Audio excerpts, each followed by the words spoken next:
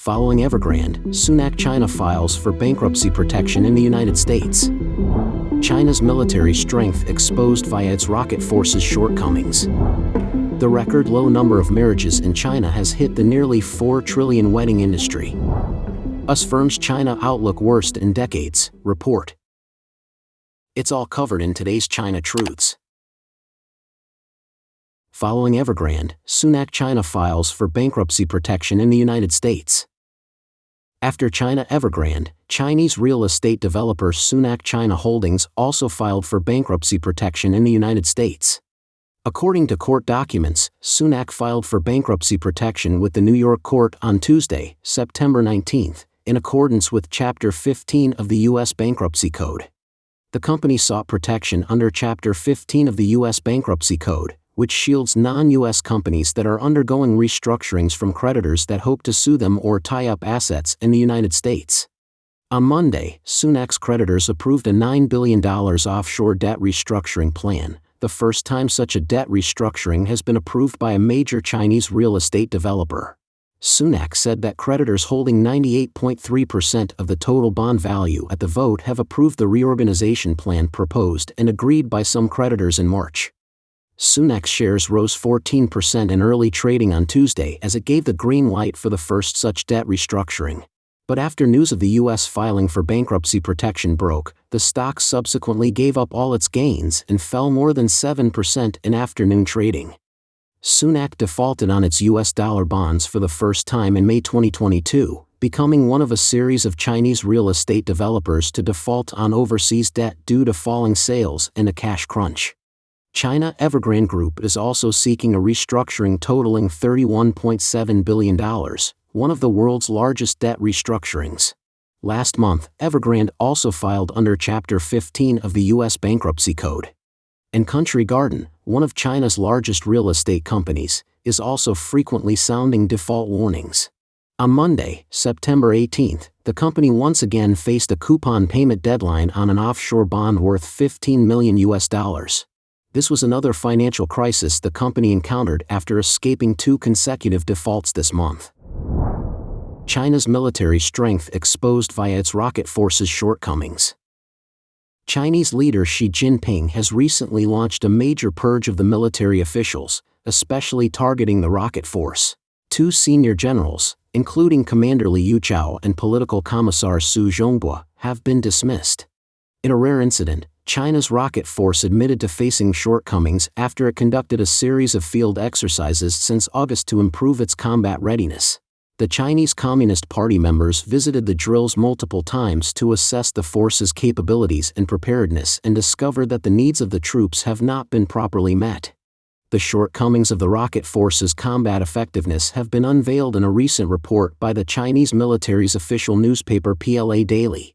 The PLA Daily published an article on its front page on September 15 titled, "The Party Committee of a Certain Rocket Force Conducted an In-Depth Investigation and Study to Solve the Problems of Troop Development." The article pointed out that, not long ago, a leader of the Chinese Communist Party Committee of the Rocket Force once again went to the front line of military training to conduct special research on the problems of troop training and preparation. And he had to work hard to make up for the shortcomings and weaknesses that affect the construction of the combat effectiveness of the troops. The article mentioned that officers and soldiers of a center reported in a questionnaire not long ago that the personnel have been in a state of dispersion for a long time, and the operation of some temporary party organizations cannot meet the actual work needs of the troops that are scattered thousands of kilometers away. The rocket force official claimed that the exercises only showed that the troops have not been trained properly. He also revealed the lack of staffing at certain brigades. The Chinese military newspaper citing the official said that assessment of problems in the training and preparation of troops must be done every day and every month to clear up bottlenecks and difficulties. The People's Liberation Army Rocket Force is a strategic branch of the Chinese military. Its combat readiness has come under focus recently after its 2 most senior leaders were replaced at the end of July with commanders not from the force. The PLA Daily reported that the standing committee members of the Rocket Force Center took the initiative and went to the front line with the special research team to conduct investigations. The center's party committee secretary told the PLA Daily that they will focus their research on the construction of grassroots party organizations, focusing on the characteristics of diverse force composition, dispersed deployment, and introduce measures such as operating regulations for temporary party organizations in a state of dispersion. They also convened special deployment meetings and coordination meetings to continuously consolidate the foundation of party organization construction at task points and promote the comprehensive improvement of the party building in the Army. The article said that the Defense Ministry has recently further improved its research project in order to solve deep-seated problems in construction and preparation for war, and effectively transform research results into pragmatic measures to solve problems. They have also established a feedback mechanism to strengthen the tracking and effectiveness of the completion of research projects and problem solving, and provide timely supervision for inadequate implementation to ensure that rectifications are effective. After the Chinese military newspaper exposed the defects of the rocket force's combat effectiveness, some commentators believe that the Beijing authorities' dream of a strong military may be completely shattered. Qin Peng, the host of the YouTube Qin Peng Observation channel, analyzed that the article shows the new team of the rocket force has publicly confirmed that the rocket force has had many problems before, and now it has issued an article to change its appearance and express its determination to the Chinese leader Xi Jinping. Qin Peng pointed out that the real shortcomings of the rocket force are the actual combat effectiveness of the Chinese troops and the fear of war among the officers, because they have not fought a war at all in recent years, and most of the officers promoted are corrupt officials with many of their families and property abroad. Most of their weapons come from Russia. And regarding the self-developed weapons, there are many problems of counterfeiting and exaggeration. Therefore, the Army lacks real combat effectiveness and is completely unable to compare with Western countries such as the United States. Feng Chongyi, an associate professor at the University of Technology in Sydney, Australia, said that the criticism from the PLA Daily actually revealed the CCP's military secrets, which is that the rocket force is very disorganized, with a lack of training and weak combat effectiveness. Feng Chongyi also believes that the Chinese army should be regarded as one of the most corrupt armies in the world, so they lack training and skills. The most important thing is that the rocket force officers know that there is a huge gap with the United States and do not want to attack Taiwan, but they are also worried that Xi Jinping will suspect that they have second thoughts and use the overall corruption of the military to purge the other side and eliminate dissidents. Commentator Wang He also pointed out that China's other military services cannot compare with the United States. The one that can deter the United States is the rocket force. If the rocket force, as a strategic service, has major problems, China's strategic deterrence will also be greatly reduced. This makes Xi Jinping very angry, because it will immediately change the judgment of the European Union, Taiwan, the United States, Japan and other countries on China's military strength. The low number of marriages in China has hit the nearly 4 trillion wedding industry. Statistics released by the Ministry of Civil Affairs of China for the second quarter of this year show that the number of registered marriages reached a new low of 1.781 million couples. This also directly impacts the wedding industry with a scale of nearly 4 trillion yuan, thereby affecting the Chinese economy. Statistics released on the website of China's Ministry of Civil Affairs show that in the second quarter of this year, 1.781 million marriages were registered nationwide and 676,000 divorces were registered. Compared with the first quarter of this year, the number of marriage registrations nationwide decreased by 366,000 in the second quarter, and the number of divorce registrations increased by 35,000. According to statistics from the Ministry of Civil Affairs of China, China's marriage data began to decline year by year in 2014. In 2022, the number of marriage registrations in China was 6.833 million, a decrease of 803,000 couples or about 10.5% from the previous year. This is the lowest level since the official began to release this data in 1986. The number of marriage registrations will also affect the number of births in the future. The decline in China's birth rate has not only led to a reduction in the labor force and an increase in the burden of an aging society, but has also highlighted the concerns of young people facing employment and survival pressures.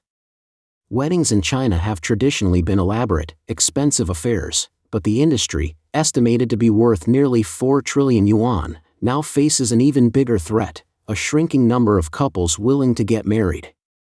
A Reuters report on September 19 pointed out that this trend has become more obvious as China's economy weakens and consumer confidence declines, and has also worried officials trying to restore the marriage rate and birth rate, which fell to historic levels last year. A new low contributed to the first decline in China's population in 60 years.